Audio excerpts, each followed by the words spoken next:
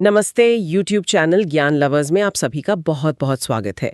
आज हम गोता लगा रहे हैं विलियम शेक्सपियर के एक बहुत ही मशहूर बल्कि कहूँ तो दुखद नाटक ओथेलो की गहराइयों में। और हमारा मकसद है कि इस पूरे नाटक को एक्ट दर एक्ट एक कहानी की तरह समझें, मतलब देखें कि ये पूरी त्रासदी कैसे सामने आती है। तो चलिए शुरू करते हैं।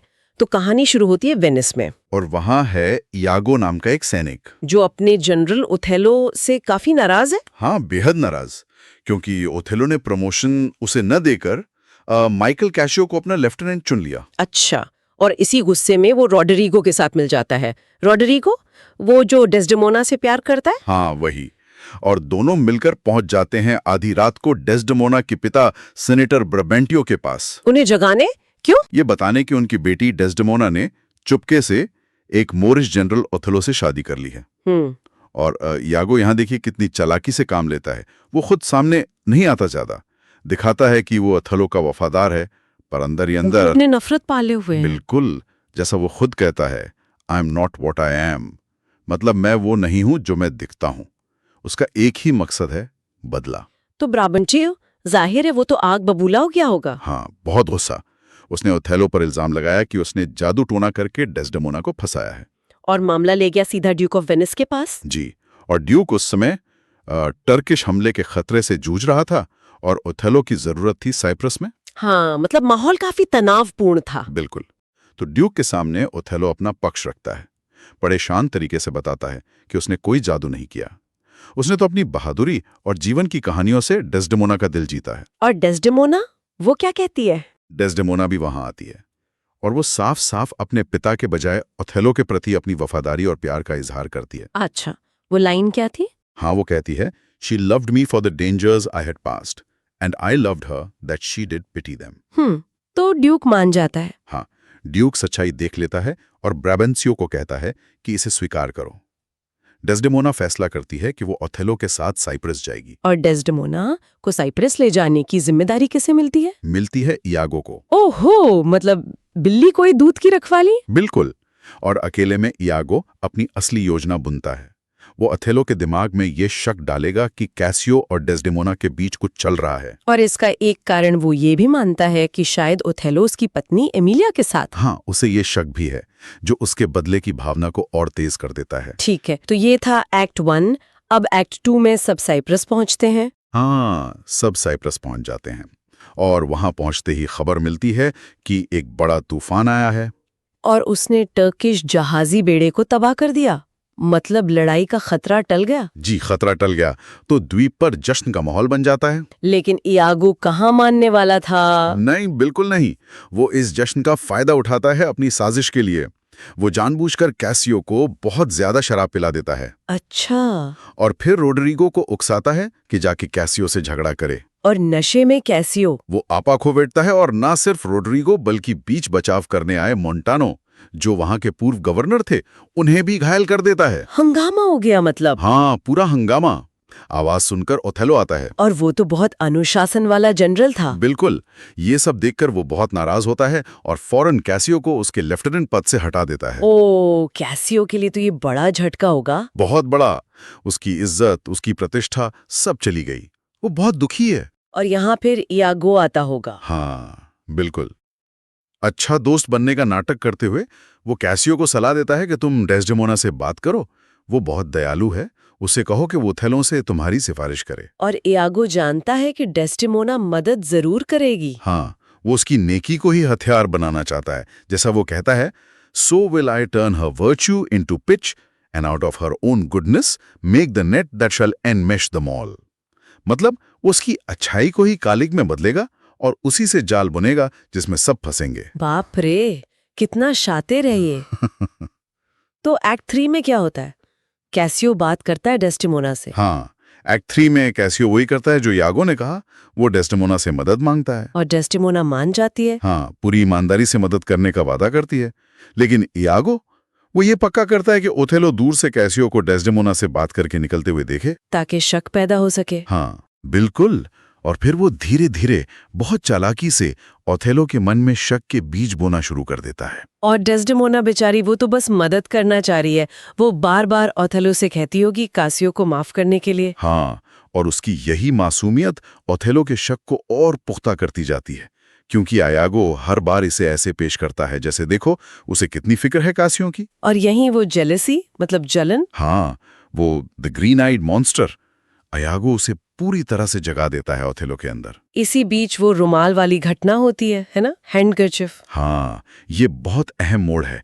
डेस्डेमोना का एक कीमती रुमाल जो ओथेलो ने पहले तोहफे के तौर पर दिया था, वो कहीं गिर जाता है। और वो मिलता है एमिलिया को, आयागो की पत्नी को। हाँ, एमिलिया को मिलता है जो डेस्डेमोना की सेविका भी है। उसे याद आता है कि आयागो ने कई बार उससे वो रुमाल मांगा था, तो वो उसे उठा लेती है और आयागो को दे देती है। हाँ, दे देती है। उसे बेचारी को क्या पता कि आयागो इसका क्या करने वाला है। और आयागो उस रुमाल को ले जाकर चुपके से कैसियो के कमरे में रखवा देता है। ओहो। और फिर वो ओथेलो से कहता है कि उसने वो रुमाल कैसियो के पास देखा है, और ये भी झूठ जोड़ देता है कि उसने कैसियो को नींद में डेस्डेमोना का नाम लेते और उसे चूमने की बातें करते सुना है। ये सुनकर तो ओथेलो का शक यकीन में बदल जाता है। वो गुस्से से पागल हो जाता है। वो आयागो से कसम लेता है कि कैसियो को मार दे और वो खुद डेस्डेमोना को सजा देगा। हालत बहुत बिगड़ गई है। एक्ट 4 में आयागो अपनी साजिश को और पक्का करता है। वो एक तरकीब निकालता है। वो ओथेलो को कहीं छुपा देता है और फिर कैसियो से बातें करता है। किस बारे में? कैसियो असल में बियांका नाम की एक वेश्या के बारे में मजाक उड़ा रहा होता है जो उससे प्यार करती है, लेकिन ओथेलो को, जो छुपा हुआ है, उसे लगता है कि कैसियो हंस-हंस कर डेस्डेमोना का मजाक उड़ा रहा है। और तभी वो रुमाल। हाँ, तभी बियांका गुस्से में वही रुमाल लेकर आ जाती है जो उसे कैसियो के कमरे में मिला था। वो कैसियो पर शक करती है कि ये किसी और औरत का है। ये सब देखकर तो ओथेलो को लगा होगा कि बस पक्का सबूत मिल गया। बिल्कुल, वो पूरी तरह टूट चुका है। उसका दिमाग काम करना बंद कर देता है। वो डेस्डेमोना के पास जाता है, उस पर बेवफाई का आरोप लगाता है, उसे बहुत बुरा भला कहता है, होर तक कह देता है। और सबके सामने उसे थप्पड़ भी मारता है। हाँ, सबके सामने। डेस्डेमोना तो हैरान, दुखी, उसे समझ ही नहीं आता कि ये सब क्यों हो रहा है।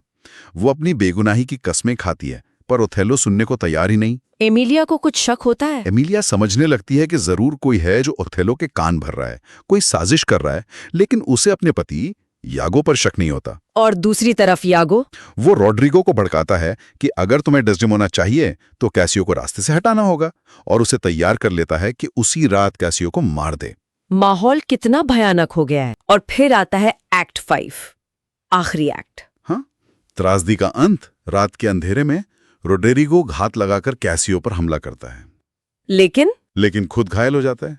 यागो पीछे से आता है अंधेरे में और कैसियो को घायल कर देता है। अंधेरे का फायदा उठाकर यागो घायल रोड्रिगो को भी मार डालता है ताकि उसका राज न खुले। ओथेलो ये सब सुनता है। हाँ, वो कैसियो के घायल होने की आवाज सुनता है और समझता है कि यागो ने अपना काम कर दिया। और फिर वो जाता है डेस्डेमोना के कमरे में, और फिर उसका गला घोट कर मार देता है। जबकि डेस्डेमोना मरते मरते भी। हाँ, वो कहती है, अ गिल्टलेस डेथ आई डाई, मैं बेगुनाह मर रही हूँ। तभी एमिलिया दरवाजा खटखटाती है। हाँ, एमिलिया आती है, अंदर देखती है कि डेस्डेमोना मर चुकी है। ओथेलो उसे बताता है कि उसने डेस्डेमोना को उसकी बेवफाई के लिए मारा है और इसके सबूत उसे आयागो ने दिए। ये सुनते ही एमिलिया को सब समझ आ जाता है। बिल्कुल, रुमाल वाली बात, आयागो की सारी चालें, उसे सब समझ आ जाता है। वो चीख चीख कर सबको बताती है कि डेस्डेमोना बेकसूर थी और रुमाल की असलियत क्या थी। आयागो क्या करता है? आयागो वहां पहुंचता है, एमिलिया को चुप कराने की कोशिश करता है, लेकिन जब वो नहीं मानती तो आयागो उसे भी मार देता है। हे भगवान! लेकिन तब तक ओथेलो को पूरी सच्चाई पता चल चुकी होती है। उसे समझ आ जाता है कि वो आयागो के भयानक धोखे का शिकार हुआ है।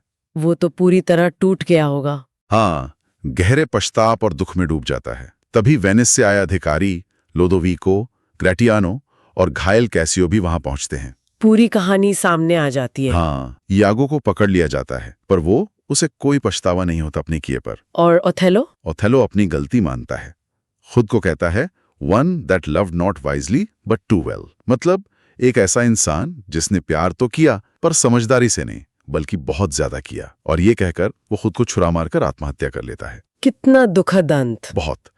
अंत में लोदोविको कैसियो को साइप्रस का नया गवर्नर बना देता है और यागो को उसके किए की सजा देने का आदेश देता है। तो ये थी ओथेलो की दिल दहला देने वाली कहानी।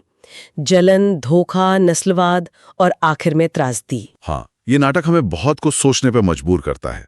प्यार, विश्वास, शक, प्रतिष्ठा और कैसे बाहरी ताकतें और इंसान की अपनी कमजोरियां सब कुछ तबाह कर सकती हैं। वाकई उम्मीद है आपको ओथेलो का ये विश्लेषण, ये कहानी की तरह प्रस्तुति जानकारीपूर्ण और दिलचस्प लगी होगी। ये हमें याद दिलाता है कि शक का जहर कितना खतरनाक हो सकता है। बिल्कुल। अगर आपको हमारा ये प्रयास पसंद आया हो तो प्लीज इस वीडियो को लाइक करें और हमारे चैनल ज्ञान लवर्स को सब्सक्राइब करना बिल्कुल ना भूलें।